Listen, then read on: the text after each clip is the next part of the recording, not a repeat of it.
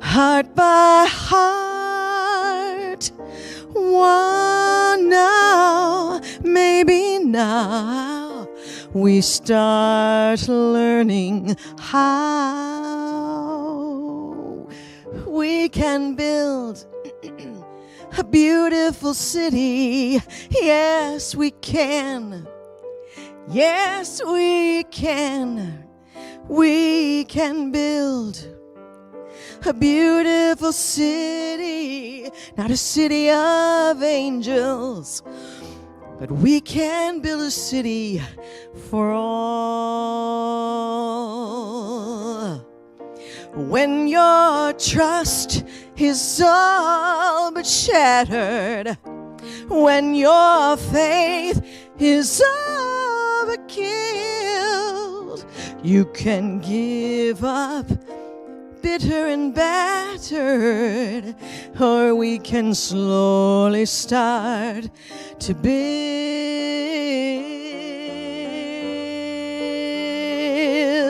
a beautiful city. Yes, we can. Yes, yes, we can.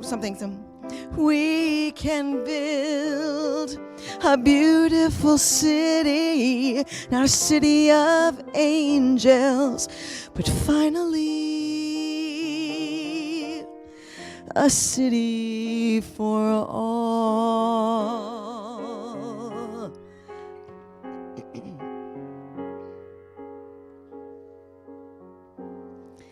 A city for all. For all. Yeah. Oh, I forgot. Okay. That'll work. That one part. It's just me. It's not you. Yes, we can. Yes, we can. I just have to listen to it. I'm good. The middle one, right? It did. I kept listening and counting in my head.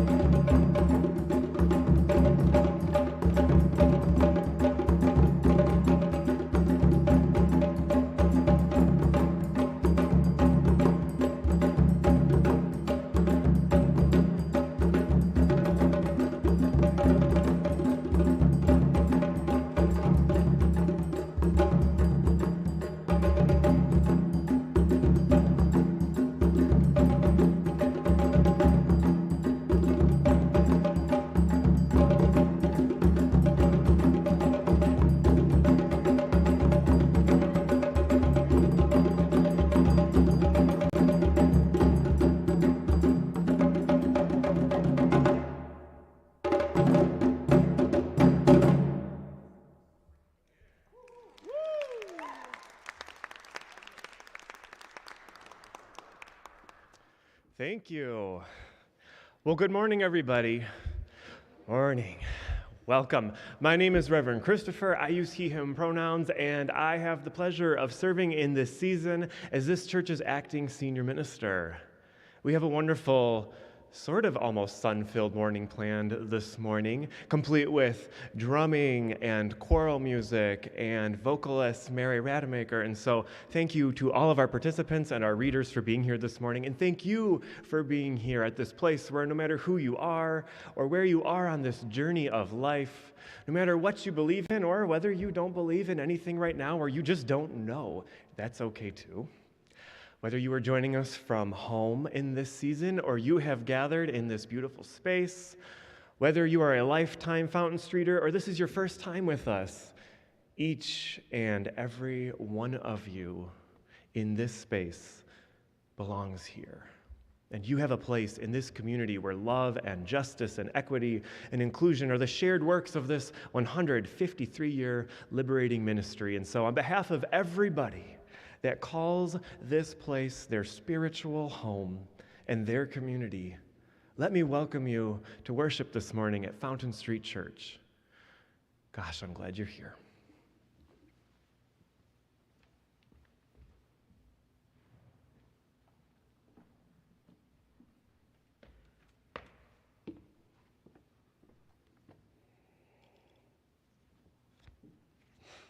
Good morning. My name is Renee Theriault, and I use she, her pronouns, and I will be reading this morning's call to worship, which comes to us from Jan Richardson's poem, Blessing in the Chaos. Hear these words as a balm to your soul, as they call us to worship together. To all that is chaotic in you, let there come silence. Let there be a calming of the clamoring, a stilling of the voices that have laid claim on you, that have made their home in you, that go with you even to the holy places, but will not let you rest, will not let you hear your life with wholeness or feel the grace that fashioned you.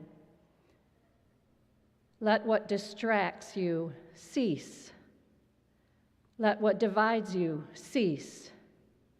Let there come an end to what diminishes and demeans, and let depart all that keeps you in its cage. Let there be an opening into the quiet that lies beneath the chaos, where you find the peace you do not think possible and see what shimmers within the storm.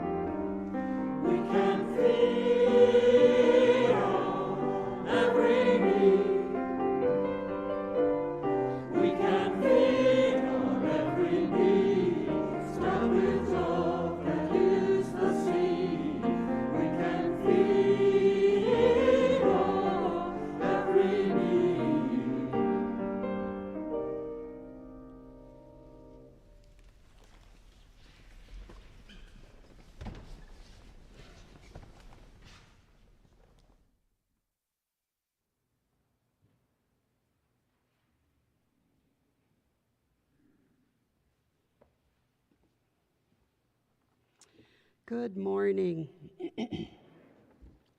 My name is Meredith Bradley. I use she, her pronouns, and I'll be reading this morning's Ancient Witness. Our Ancient Witness this morning comes to us from the Rumi poem called The Guest House, and it's translated by Coleman Barks. Hear what the ancient spirit is saying to the contemporary soul this morning. This being human is a guest house. Every morning, a new arrival, a joy, a depression, a meanness. Some momentary awareness comes as an unexpected visitor. Welcome and entertain them all. Even if they're a crowd of sorrows who violently sweep your house empty of its furniture, still treat each guest honorably.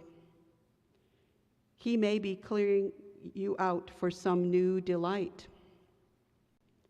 The dark thought, the shame, the malice, meet them at the door laughing and invite them in. Be grateful for whoever comes, because each has been sent as a guide from beyond.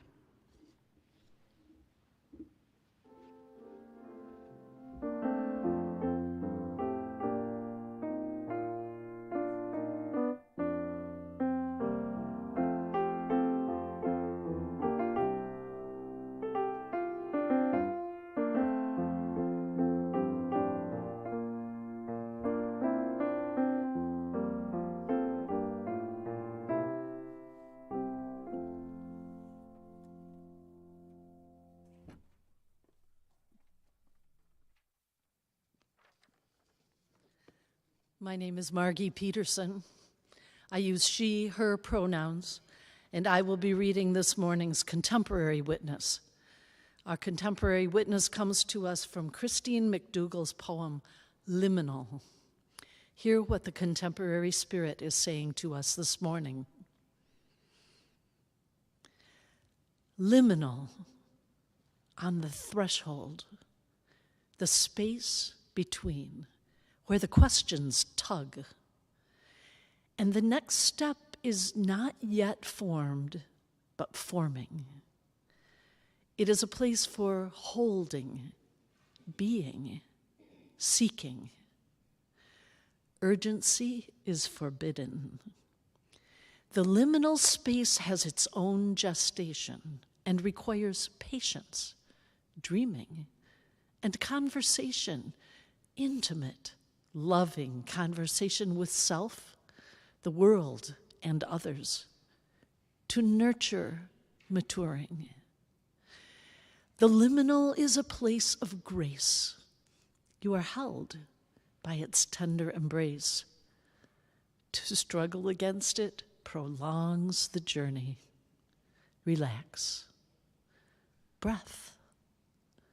Sooner or later, the next page will be turned, and all will be revealed.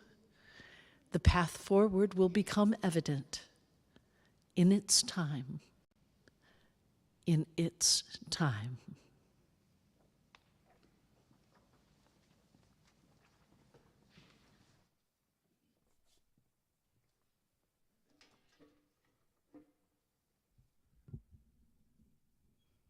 Good morning. I'm Mary Rademacher. Nice to be here.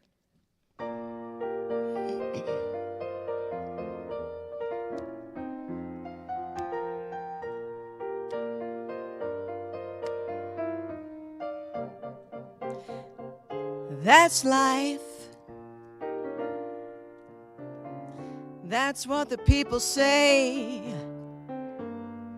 You're riding high in April, shot down in May. But I know I'm gonna change my tune when I am back on top in June. 'Cause that's life. Oh, funny as it seems, now some people get their kicks out stepping on dreams. But I just can't let them get me down, 'cause this whole world, it keeps on spinning around. Now I've been a pauper, a puppet, a pirate, a poet, a pawn and a queen. I've been up and down and over and out. And I know one thing. Each time I find myself flat on my face, I just pick myself up and get back in the race, 'cause that's life. And oh, there's no denying, well, I've thought of quitting, but my heart just won't buy it. And if I find myself flat on my face again, I'm just gonna pick myself and get on that bird and fly. Now I've been a puppet, a pauper, a pirate, a poet, a pawn and a queen. I've been up and down and over and out. And I know one thing. Each time I find myself flat on my face, well, I picked myself up and I get back in the race, 'cause that's life. Oh, there's no denying. Some people get their kicks out of stepping on dreams. But I won't let it get me down, 'cause I'm gonna get back on that great big bird and fly.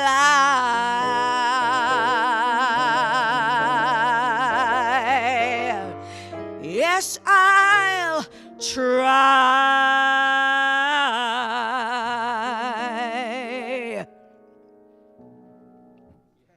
All right.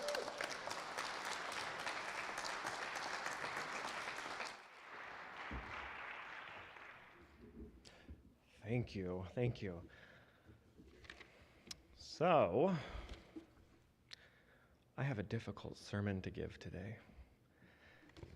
And so I'm wearing my grown-up clothes to do it. A few of you have already noticed. And I realized as I crossed into the threshold today, or over the threshold rather, the last time that I wore this jacket, and I said this to Melissa, in this building was when I interviewed here in 2018. So I don't know if that's a sign or an omen, but I do indeed have a difficult sermon today. And I recognize that sometimes with difficult messages comes the need to breathe. It was in that contemporary witness that Margie shared with us.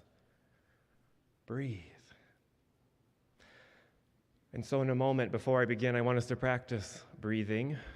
And I want you to promise me that if you feel uncomfortable or discomfort or defensiveness, remember to breathe. And I may even call us to breathe. So, as our prayer before we begin, will you breathe with me once? Breathe in. And breathe out.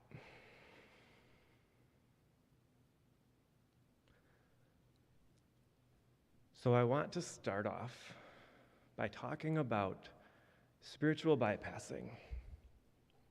Spiritual bypassing.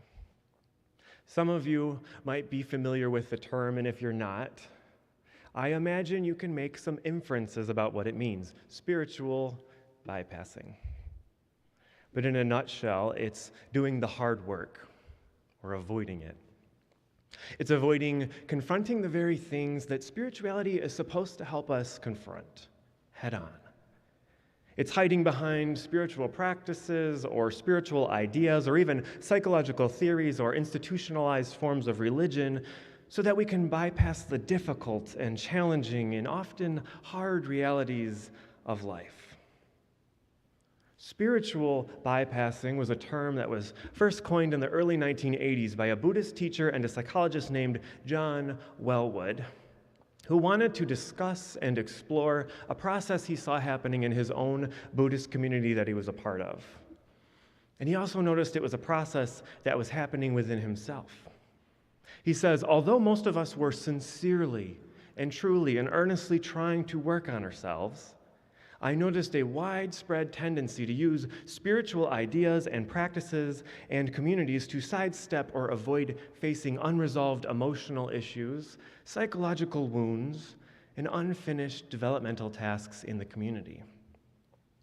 Essentially, spiritual bypassing is using our spiritual life as a means to build a false sense of security and happiness in order to avoid those very things that spirituality is supposed to help us encounter: our shadows and our ego.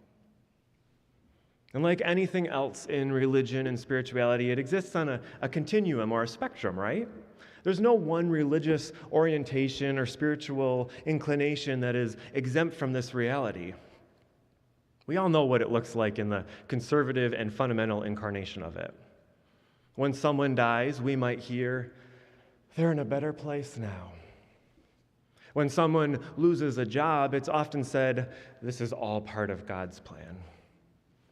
When a debilitating illness takes over the life of a loved one or a family, it's often noted, God has a higher purpose in all of this. On this end of the spiritual spectrum, spiritual bypassing holds up a shield and a way of deflecting anger and grief and loss. And in some form or another, I think all of us in this room have been exposed to it. Now, somewhere in the middle of the theological spectrum, or the moderate part of the continuum, is the moderate incarnation of spiritual bypassing that I'm sure we've also seen, and many of us, including myself, have perpetuated a bit. It's more subtle, and it has a lot more nuance, and it's usually the space in which we do things like say, you just got to stay positive. Focus on the good, choose joy, and forget the past. Don't worry about that. Don't worry about the future. Just live in the moment. In this more moderate place on the theological spectrum, spiritual bypassing incarnates itself in those moments where, in the face of adversity, rather than addressing the very real and tangible grief and anger and loss we're experiencing, we gloss over them with an urgency to just stay mindful, to just lift up that we should be grateful for what we do have, and that toxic myth that it could always be worse. It could always be worse. But what about the liberal end? What about that part of the end where we're just good old woke folks trying to free the mind, change the world, and mind our own business? Well, it's interesting because we don't have a divine intercessing figure in many of our communities. And a lot of us have become a little too skeptical to hold on to the power of positivity.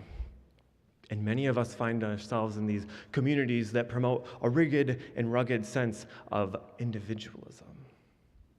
And so our spiritual bypassing takes on a different form, often rooted in intellectualism. That becomes our God.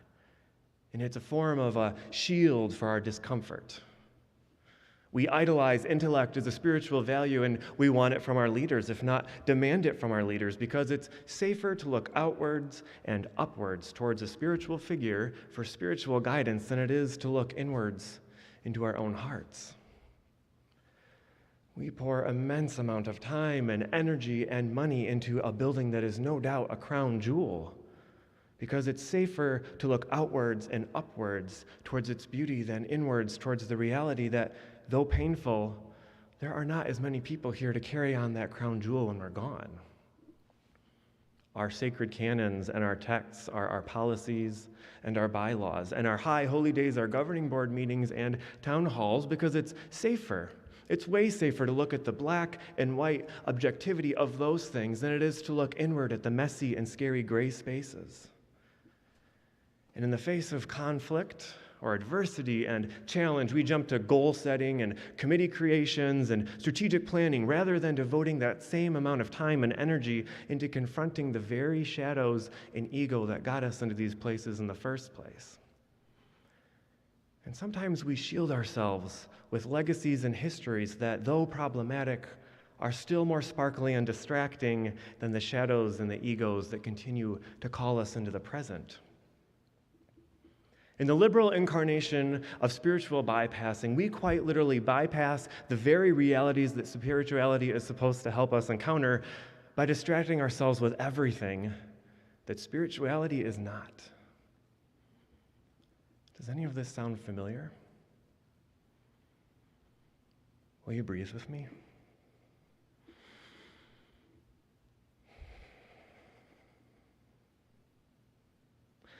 Now, whether you're a Bible-thumping fundamentalist or a mainline, middle-of-the-road moderate or a flaming liberal, the process of spiritual bypassing is the same, and thusly so are the consequences. In our attempt to create a false sense of security, spiritual bypassing inherently means that we are denying the difficult emotions within ourselves. We dismiss profound grief because at least she's in heaven now. We avoid deep sadness because, after all, it could always be worse. And we ignore the profound discomfort of uncertainty or the bitter taste of conflict because certainly there must be a way to intellectualize our way out of this. And if not, there's a policy or a bylaw that'll save us. And that is precisely the consequence of spiritual bypassing that leads us to the presence of dismissing one another's emotions and feelings as well. It's the pattern of telling somebody, let go and let God. It's the pattern of getting in someone's way and saying, well, it could always be worse. And it's the poisonous myth that if we attain perfectionism and get things back to the way they used to be or the way they're supposed to be, everything will be all right. And in the process of denying our own difficult emotions, we build a foundation that dismisses the emotions of others, all in the name of avoidance and in the way and the act of creating a false sense of security. And that leads me to my point this morning. That brings me to what I really want to talk to you about with spiritual bypassing in the first place, because the third and final consequence of this pattern and in this process in our personal and corporate spiritual lives is avoiding responsibility. Avoiding responsibility. Inherently, when we seek to avoid our pain, our suffering, our loss, our anger, our fear, our uncertainty, our insecurity, and our very emotions and our very feelings that make us fully human, when we seek to avoid those things, we are inherently avoiding responsibility. Because part of the responsibility of being fully human and fully alive is being in touch, in connection, and in communion with the harder parts of our lives too, including our shadows and our egos. There's no religious tradition or spiritual orientation known to humanity that does not wrestle with this. It is a psychological condition of being human. And for those of us who are familiar with the biblical stories, we know all too well how it is essentially a chronology of spiritual bypassing. Humans struggling to be humans, constantly and consistently investing their hope in the distractions rather than the shadows they're being asked to face. As a people consistently and constantly on the move, consistently anticipating a Savior, and continuously finding new places to invest their hope, we see a people that respond by bypassing spirituality, by establishing new laws upon old laws. They draw new boundaries around old boundaries, and they create new rules based on the old ones, all in an attempt to bypass the true work of the same divine Spirit that they were amazingly trying to find. And time again through those same stories, we see the consequences of the avoidance of their responsibilities.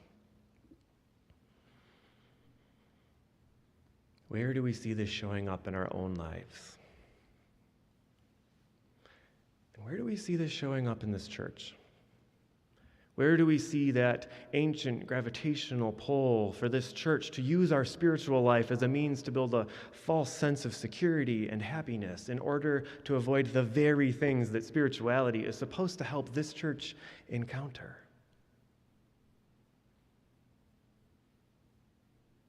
Breathe one more time.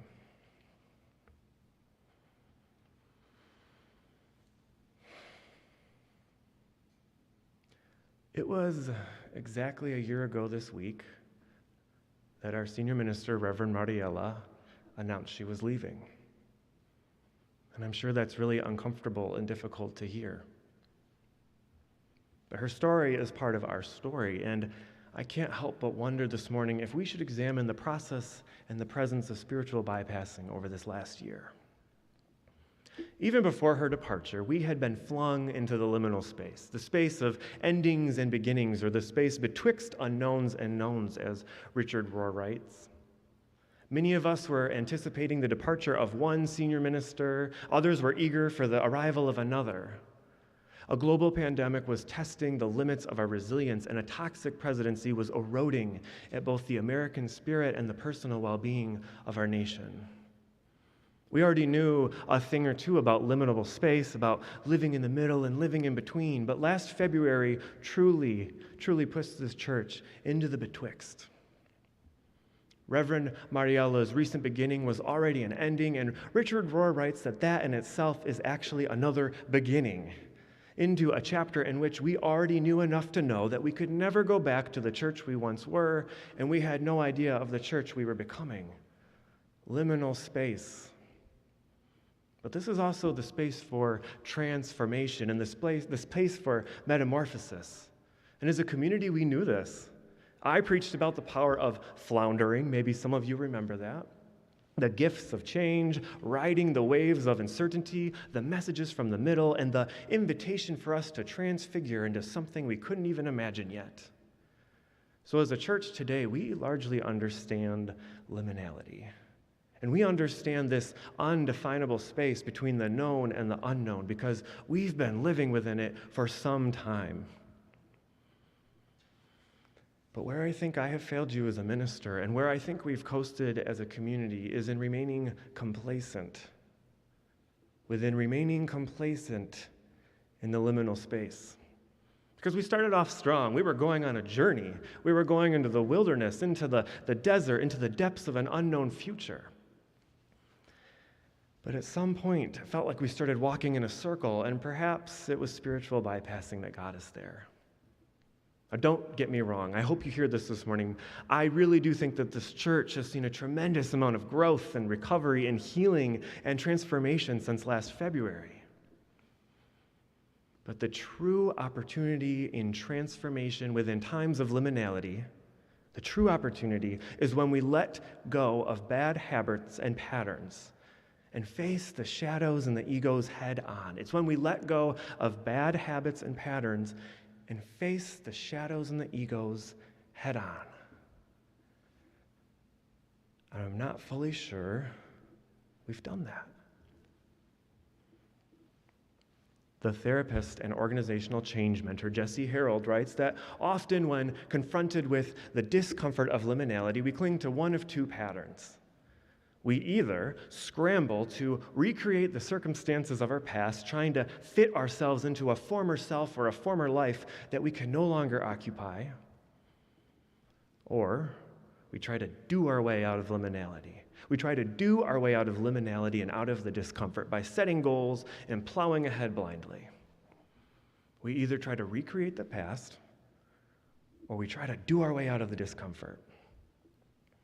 But this is another form of bypassing, albeit more of a psychological one. But it's still one that I can't help but wonder if we've seen it within ourselves and in this church this past year. In an effort to avoid the discomfort, because it is uncomfortable, of anger or confusion or grief or conflict or defensiveness or embarrassment, have we instead looked a little too lustily into seasons gone by? Or perhaps we've rushed ourselves towards planning for whatever will get us out of this season of discomfort. Have we negated our responsibility as spiritual beings and as a spiritual institution, because we are a church, to look more deeply at who we are and who we are becoming, and instead bypass the opportunity to evolve into more fully alive humans and a more fully alive church? Seasons of liminality hold the possibility of learning how to really show up for ourselves and to be okay with the discomfort in the in-between. And they help us set a new compass, not only for what's next in life or what's next in the life of this church, but also the compasses that point us to our home, to our center of being, and to the true north of the church that we love so dearly. But first, we have to decide if we want to be authentic to ourselves, the fullness of our humanity, and the fullness of this church's potential, or if we want to avoid the responsibilities and bypass the discomfort that's required to get there. Healing and hope will not come to us simply because things return to the way they once were. Transformation and growth will not be achieved just because your minister or your board or your leaders are as intellectual as you think they need to be. Metamorphosis and change will not happen because old habits have successfully forged shields of distraction and unhealthy patterns have formed a web of false insecurity. And restoration and regeneration will not become real simply because enough time has passed to forget about the seasons of discomfort and the chapters of tribulation in this church. Time does not heal all wounds, and the absence of conflict and discomfort does not make us stronger, more resilient people. Our willingness and our ability to face them head on with courage and bravery does. And that is precisely where I'm meeting you this morning. Because I know many of you want to ask, where are we going? Where are we going? What's next? Do you have a plan? Did they teach you in seminary where to go from here? Where are we going? It's that ancient chorus sung in harmony with the biblical ancestors and the contemporaries of this church alike. And yet it's another form of bypassing that we must let go of if we're truly going to grow as a church. I'm not interested in asking, where are we going right now? Because I want to know where we are right now. I want to know, where are we now? Where are we? If where are we going invites us into spiritual bypassing, I would suggest that where are we now invites us to truly own the liminal space that we're in. Or as I like to say, we are exactly where we are meant to be. We're exactly where we're meant to be. But what old patterns and bad habits are still distracting us from truly finding ourselves in this season? What kind of energy are we investing in trying to escape to yesterday or bypass our way around this to get to tomorrow? Have we truly, truly managed our grief from this past year or two? Have we genuinely embraced our anger from these previously changing seasons in this church? Have we honestly and authentically been in touch with the heart of our feelings and the center of our emotions through this season of liminality here at Fountain Street? What anger or sadness or sense of powerlessness or lament are we still carrying in our hearts that is years old, if not decades old, that we need to name, move through, and release? Friends, I know that I'm not calling out any new challenges or patterns or behaviors into focus that you don't already know exists in this church, but I do stand here this morning asking for you to call them to the front of our collective consciousness and decide if our church is truly at our healthy center and what patterns and postures might need to change so that we can be. Where are we now? Where are we? What is this moment in our story saying to this gathered community here and at home, in this liminal space that we're sharing? Not what is yesterday saying, not what is tomorrow saying, what is this liminal space saying? This morning I'm asking you to let your feelings and your emotions, your anger and your pain, your hope and your faith, your loss and your grief, your shadows and your ego, and your grace and your humility answer for you. As the psychiatrist Carl Jung said, we cannot change anything until we accept it. Your vision will become clear only when you can look into your heart. Who looks outside dreams, who looks inside awakes.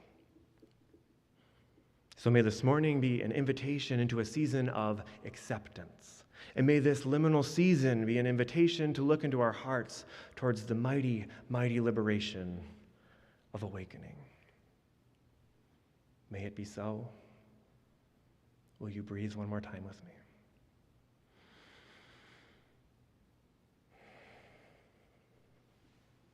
Amen.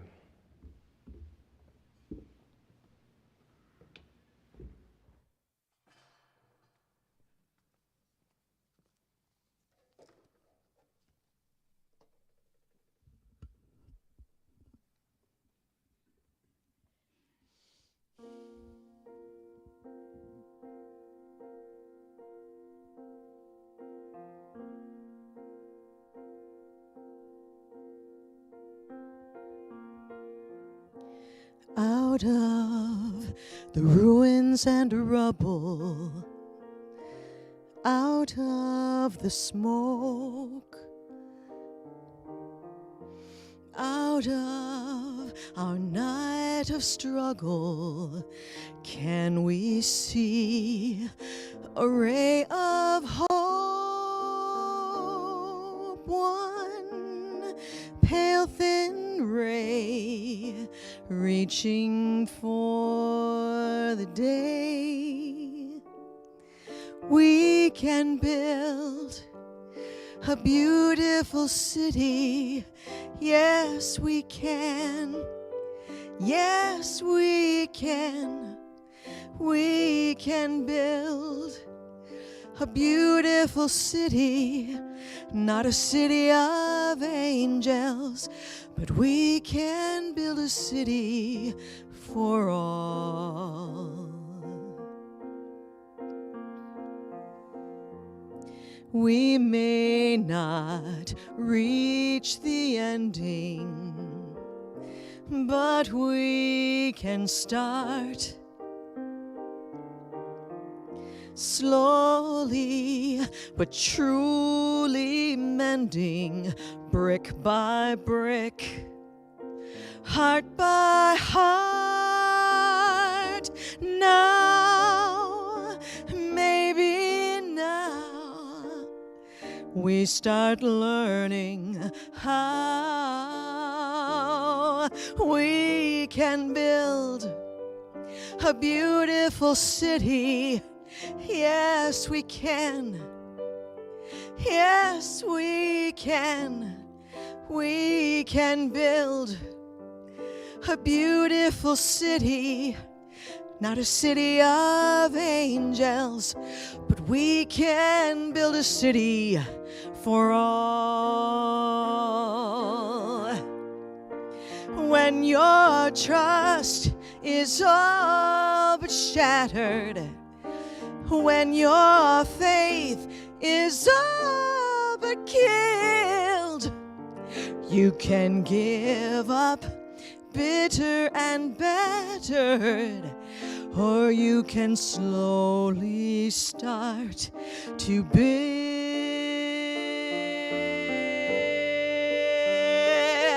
a beautiful city. Yes, we can. Yes, we can. We can build a beautiful city, not a city of angels, but finally a city for all.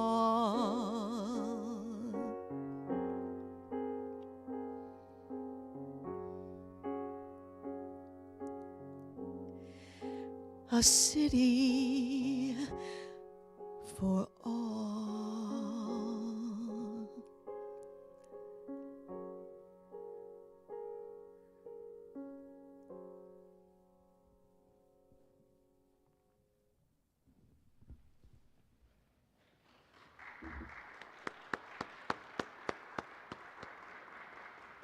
Amen.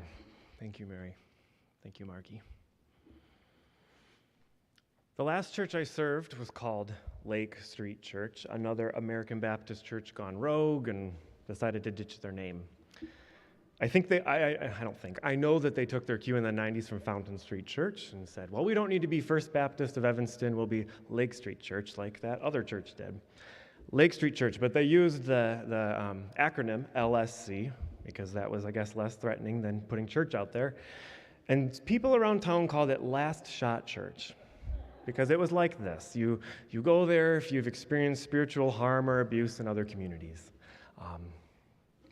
Last Shot Church. And I've heard that familiar saying around Grand Rapids, well, that's where you go before you've finally decided you're done with church. A lot of folks have gone there who've left spiritually abusive religious communities or families. And so there's no need to make this joke, but I'll make it. We could call ourselves Final Shot Church if we wanted, but that's not my point. My point is, there's a lot of people with baggage around here. A lot of us. a lot of ministers with baggage too. And I think a lot of us either leave our baggage in the car or at home or at the doorstep before we come in, because it feels like in a church like this with such a beautiful legacy and beautiful spaces and profound orating and you name it, you don't bring that baggage in with you. That's messy stuff. But that is antithetical to what church is and what spirituality is. If you haven't looked around, we've got a lot of room in here for baggage, but we also have a lot of room in here for baggage. That is the stuff you bring to your center and to the table in community when you're in a church. And so as part of our prayer today, I want a space of silence so that we can check that baggage back in. Take a few moments to think about the anger or the grief or the loss or the joy, the confusion, the hope, the naivete, whatever it is you carry with you. I'm not asking you to shout it out or share it with everyone, but at least give yourself the space to own it here and now. Will you join me in that space?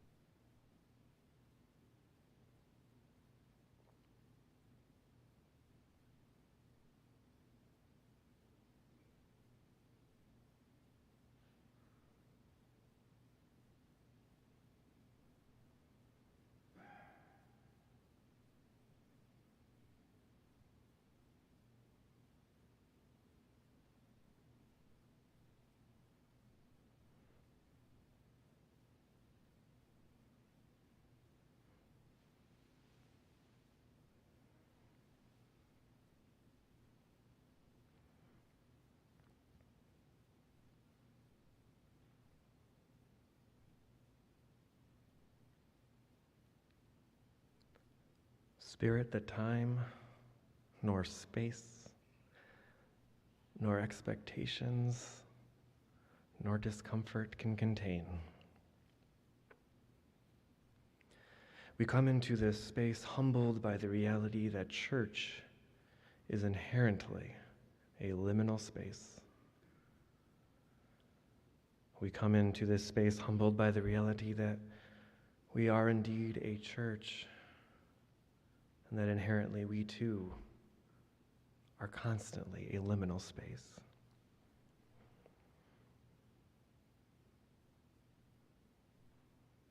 Space that is born from loss, grounded and rooted in transition, and built for change, and yet space that we resist.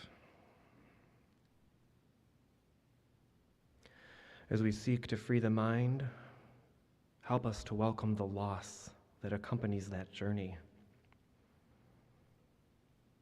As we seek to grow the soul, help us to embrace the letting go and the unknowns. And as we seek to change the world, give us the humility and grace to break free from the cycles of power and control, and instead welcome your liberating presence of acceptance and awakening.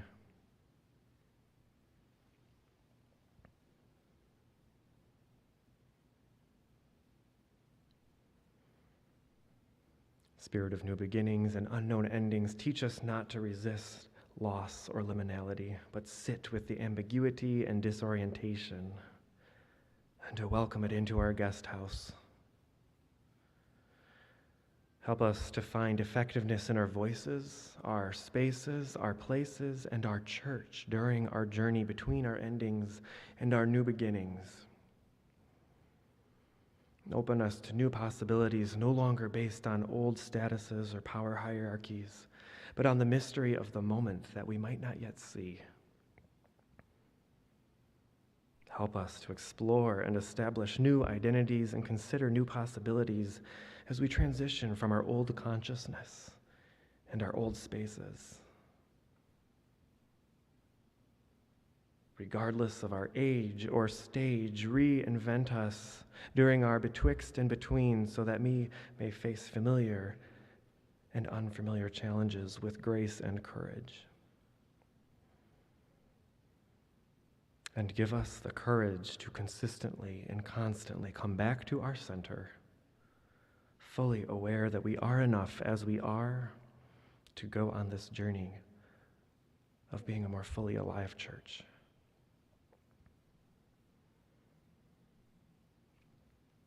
May it be so. Amen.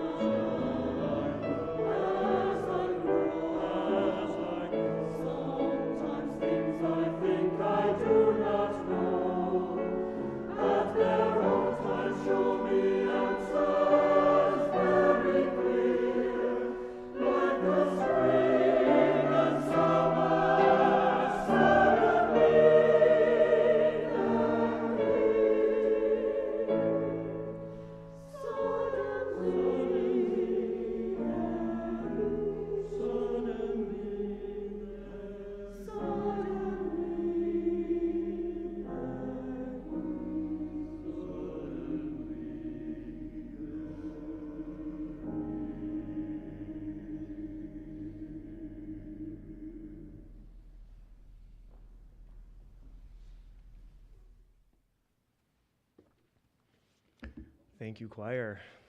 That was a piece originally scheduled, I think, for January, and the choir took the month off. And it's just one of those moments where you feel like it kind of landed on the Sunday it needed to, so thank you, choir. We have a lot of special services coming up here at Fountain Street Church. Next week, we have a very special guest, Fred Johnson, Dr. Fred Johnson, and I in fact think it's Reverend Dr. Fred Johnson III from Hope College who will be coming. A friend has been working with me on bringing him in, and I'm grateful for her doing that. And we are looking forward to a wonderful service with his wisdom and his perspective. For that will be next Sunday. Midweek after that is Ash Wednesday.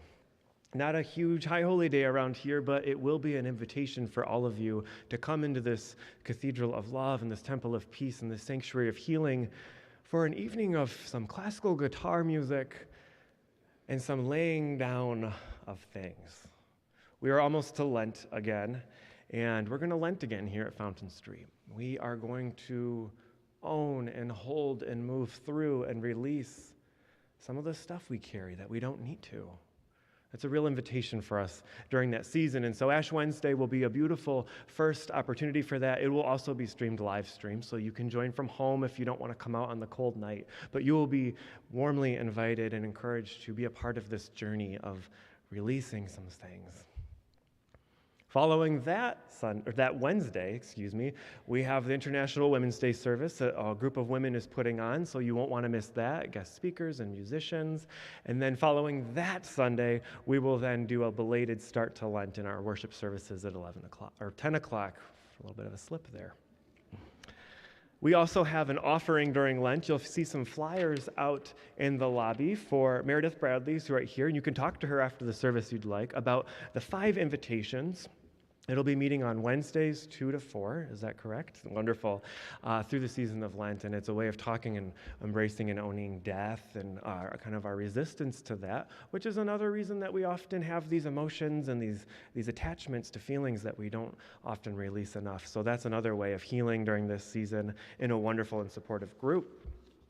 Finally, I just want to remind you all that at the exits, we have our ushers who will warmly receive your gifts of offering. I know if you're watching from home, it's been on the screen. Remember, 50% of that goes right back out into the community, to those organizations we want to support, and 50% stays right here to keeping this community moving forward in a healing direction.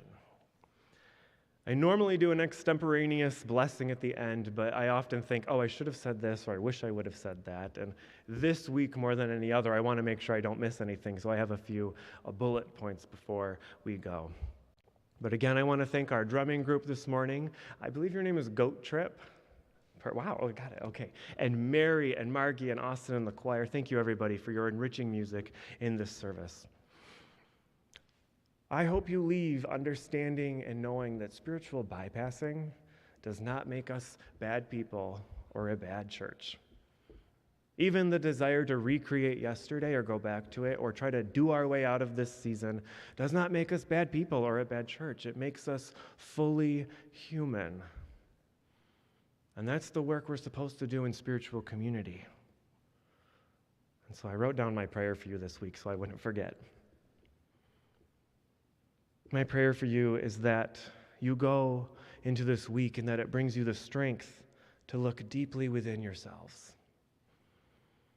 My prayer for you is that you go forward this week and have the wisdom to know what needs to be named and moved through and released.